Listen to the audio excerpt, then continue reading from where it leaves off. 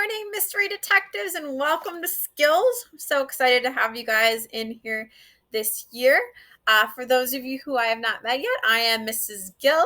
I will be teaching all of your English and reading classes this year, and so you will see me all year long, whether that's through the computer screen or whether that's in person. And so we're going to get started into our skills lesson in just a minute. But before we start, I wanted us to talk a little bit about how you can be ready to start your skills lessons every day. Okay, so you, as a responsible second grader, need to have certain things with you during your skills video, whether that's a recorded video or if you're coming to a live class. Okay, and things you're going to need especially are your green skills book. It's going to look something like this. Notice it says skills 1 there at the bottom. It's got a cat jumping. You are going to need that every day with you during the video while you watch it, and then for your homework time after. Okay, you are going to need your reader starting next week. Your reader should be in your box. It's a small little book that's going to have a cat on it, kind of like that matches your reader book. Okay, you're also going to need your green mystery code chart starting today. Okay, and that should have been in your box as well. You are going to need that, and you are going to need some kind of coloring utensil. So that would be a marker, a colored pencil, or a crayon. Okay, and I'll let you know every day what color to get before you start watching the video. Okay, if you don't have either markers, crayons, or colored pencils at your house with you right now, I would encourage you to go get some for our units. We are going to use them a lot, so you will need to have those at home, just like it said on the school supply list. You don't necessarily need 2, but you are going to probably need at least 1 box of markers and 1 box of crayons for our year. All right, you are also going to need that yellow piece of paper that should be tucked inside your skills book. You're not going to need it for our lesson today, but you are going to want to know where it is, and you're going to want to keep your materials together. So I would encourage you to find one folder, and I would encourage you to find a green one if you can, but if you have a red one, that's okay too. But in your green folder, or color of your choice, you're going to want to put your green mystery code chart and your yellow packet that says the Cat Bandit on the front. Those 2 pieces of paper need to go into a folder together that you keep with your green workbook and your reader. Okay, so let's go over that one more time. What do you need to do? You need to get a folder, okay, either one from your house or one from the store at some point in the next couple days. You're going to put inside that folder your green mystery code chart and your yellow packet. Okay, that folder needs to be kept in the same place as your green workbook and your reader. Okay, that will help you keep really organized this year and know where everything is so it doesn't get lost. For your lesson today, you're going to need out the materials that you saw above. You're going to need your green workbook. You are going to need a pencil. You're going to need that whiteboard that was inside your box. You're going to need that marker that was inside your box. If you have your own, you can use that too. You're going to need your mystery code chart, and you are going to need a green coloring utensil, either a crayon, marker, or colored pencil. You can choose. That is what you need to begin our lesson today. Okay. Every day in that materials section in the instructions, you are responsible for reading it and knowing what you need to have with you for the video. Right? And so today we're going to do kind of a basic review to get us into our skills lesson. And then tomorrow we'll jump in a little bit more. Right? But those are the things you should have with you all the time. Okay. And you are responsible for bringing them. I know you can do it. All right. And we're going to go ahead and get started with our lesson. Hi guys, notice I'm a little bit smaller on your screen today. And that's because we're going to be talking through our learning targets. Okay, these are the things that we're going to be able to do at the end of our lesson. Okay, so as a student, you say, I can read consonant and vowel sounds in the code flip books. Okay, You're going to be able to do that at the end of this lesson. Okay. You're going to say, I can dictate words using different spellings. Okay. So I'm going to give you some words and you're going to figure out how to spell them just by listening to them. And then the third one you're going to do is I can ask and answer questions about key details in the story. Kate visits Nan. These are the things we're going to do today in our lesson. All right. And so as we get started, all right, and as we're loading, we're going to go ahead and go through a flipbook review. And so what this means is that you need to have out your green mystery code chart. If you don't have it out, go ahead and get it out now, right? And if you need to pause the video, please do that and come back. Okay. If you do have your green mystery code chart in front of you, we're going to start working on cracking the code. For those of you who are here in first grade, you know that our mystery code chart is how we learn to decode or spell or read different words. Okay?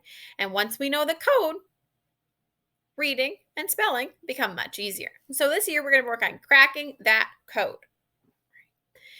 I want you to go ahead and kind of flip through those first pages of your code chart. You're going to notice that on the one side, there are a bunch of different sounds. Right? I'm going to flip my screen over to your code chart. On your code chart, you're going to notice there's a lot of sounds, and your sounds are in these bubbles.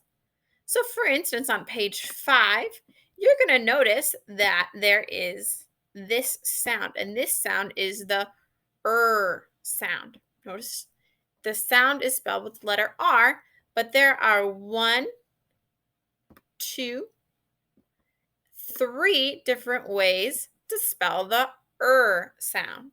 Okay. The most common is the letter R, as in red. Okay, when I hear the sound, it's just an R. However, sometimes the sound can be 2 R's or even a WR. And as we look, we notice that some sounds have more than one way to spell them, and some sounds, like the sound, have only one option. Right? And so today we're going to begin by looking at some sounds. Right? In our sounds, we're going to be looking at the sound and the sound specifically today. And the vowel sounds like and are made with an open mouth. So I want you to go ahead and make the sound. Notice as I say it, my teeth are never closed and my tongue never touches my teeth. My mouth is wide open. That's similar as the sound. Go ahead and try to make that sound. Notice, again, my teeth don't touch in the front and my mouth is open. Right? Consonant sounds like and s are made with parts of your mouth touching or closed so that the air coming out of your mouth is blocked to make those sounds. Okay, so try making the sound. Now, try to make the sound without closing your mouth. Notice that doesn't sound like I have to have my lips closed in order to make the sound. Now let's try it with the s sound. Now you're a super silly snake. Make the sound. Notice when I make the sound, my teeth are touching in the front. These are closed mouth consonant sounds. Okay. So we're going to look at some cards and understand why it's important to talk about the sound the letters make, the power bar, and then words that have that type of spelling. All right. So let's look at the first sound we talked about, the sound. Okay. The sound is pretty common. There are a lot of words like hat, cat, mat, sat. All those have an sound. Okay, and many more. Notice my sound is in green. Okay. And the reason that it's in green is because it is an open mouth vowel sound. Ah, ah, ah. That means I make it without my mouth being closed and my teeth touching. It's an open mouth vowel sound. And here in the middle, we're going to talk about this. It's called the bum the power bar. Okay. The power bar, okay, goes from here to here. Okay. And what that power bar means is the closer it is to touching those edges, the stronger the sound is. Right?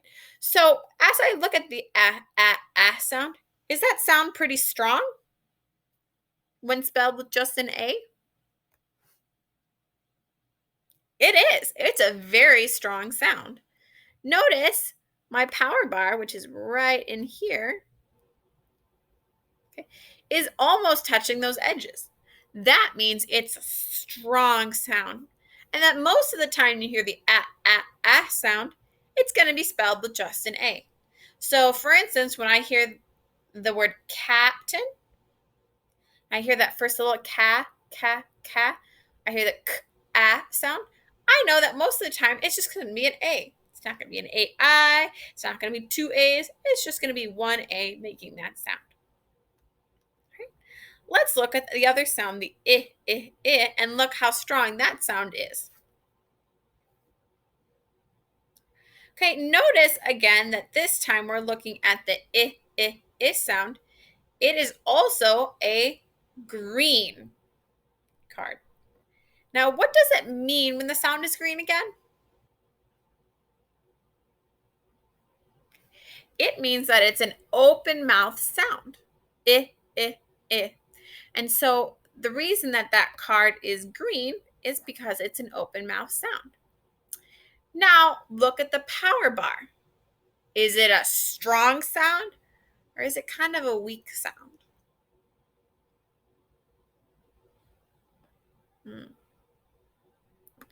Let's look. And remember, the power bar goes all the way to the edge. And if it was all the way touching those sides, that means it's full strength. It is a strong sound. But notice this one doesn't go all the way to the edge. Okay, it stops right there. So this is a pretty strong sound, but it's not a full power sound. Okay, notice if we go back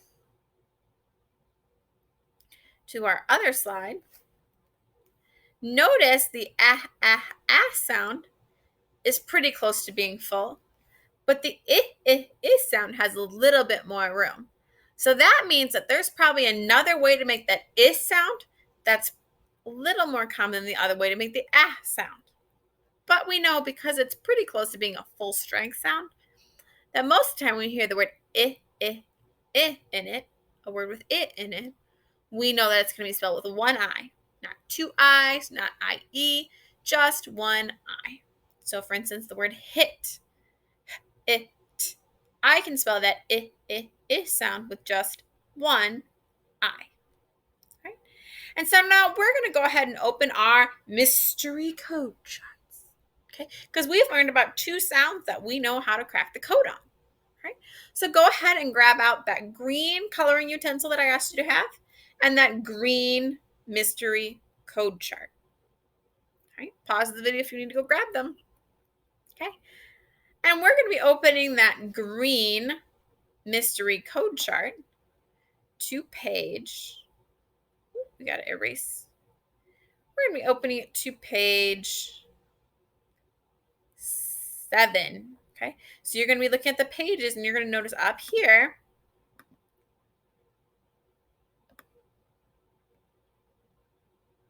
Okay? It says 7 in the top corner. Okay? Notice our first sound on the top of page 7 is the sound, right? Probably one of the most common sounds you guys learned way back in kindergarten. And you're going to notice that there is one sound here, okay? And I'm going to trace around it in green.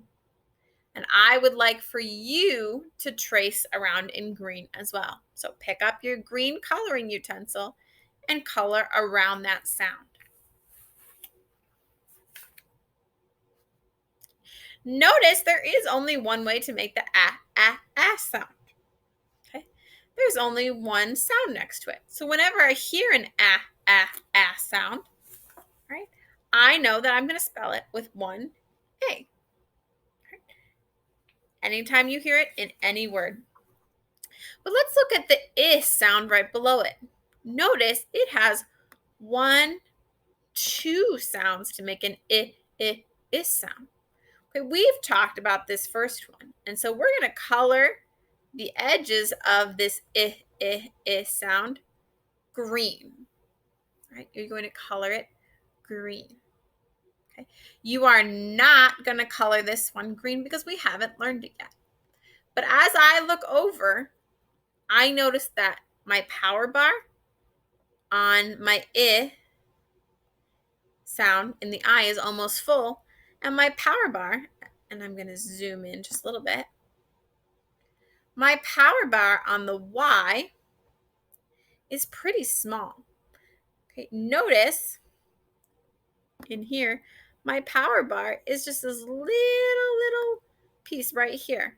Okay, that means that Y is a pretty weak I sound. Most of the time, when we hear the I sound, it's not spelled with a Y, but sometimes it is. So, for instance, the words like hit or sit or kick are all spelled with the I. But sometimes there are special words like the word myth, that if, that's are spelled with a Y. Okay, Y is going to be one of those tricky letters that makes a lot of different sounds. And we're going to learn some tricky words that have that Y sound in them. Okay? But for today, we're going to be focusing on the and b. Ooh, I made a mistake. Did you catch it? What sounds were we supposed to focus on? Mrs. Gill, we're supposed to focus on the and I sounds. And so I want you to go ahead and grab your whiteboard now and your marker, and I'm going to tell you a couple words, and I want you to see if you can spell them correctly. They're going to be sounds that have the sound and that I sound. Okay, do you think you can do it? I think you can. All right. So go ahead and grab that whiteboard, open up your marker, and I want you to listen carefully to what we're going to do. I'm going to give you a word, and I want you to do your best to spell it on your whiteboard. Okay. So you don't want to take up your whole whiteboard space because I'm going to give you 3 words, and I want you to write all of them. And then at the end, we're going to go back and see, did you get all 3 correct? Okay. So the first word I'm going to give you is the word bat. Bat. I use my bat to hit the baseball. Bat. Do you think you know how to spell it? I think you do. All right, your next word is pad. Pad. I went to the splash pad this summer. Pad. Again, thinking about what makes that sound. Pad. And your third word is tap. Tap. I like to tap my pencil on the desk. Notice all 3 of those have the sound, so you should have spelled it with an A. All right, so let's go ahead and back through our code chart and see, did we get them correct? Let's see. Did you do it? Bat should have been spelled B-A-T. Pad should have been spelled P-A-D. And tap should have been spelled T-A-P. Now, if you got them all right, and even if you didn't, go ahead and kiss your brain. And if you've never done that before, it goes like this. Go. Kiss your brain because it's so smart. So, kiss your brain. Great job, everybody. We're going to go ahead and flip over to our story. It's called Kate Visits Nan. All right. And in Kate Visits Nan, okay, you're going to be learning about a girl who goes to visit her grandma. Okay, so Nan is another word for grandma. Okay. There are a lot of words that people use for grandma. So some of you might call your grandma, granny, Mima, Nana. Okay. There are lots of different ways you can call your grandma your grandma. And so Kate is going to go visit Nan, right? And to finish up your lesson today, okay, you are going to go ahead and read that story. And where you can find it is in your green workbook. You're going to go ahead and open it to where it says page 1. Okay. And it says 1.1 there at the top. You're going to go ahead and read through this one-page story. Okay. And we're going to double check the back. See, is there anything on the back to read? No, there isn't. And then you're going to be answering the questions on the next page. Notice they say Kate visits Nan at the top. They go together with those questions. All right. So your assignment for today is that you are going to read that story and you are going to answer the questions. All right. That is your assignment for today. Tomorrow, we're going to be looking at consonant sounds. We're going to do some chaining, and then you're going to have another assignment as well. But for today, we're going to keep it a little bit shorter as you adjust the new lessons. Feel free to pop into the drop-in session a little bit later today if you have any questions. All right. I'll check in with you all tomorrow. Have a great day, everybody.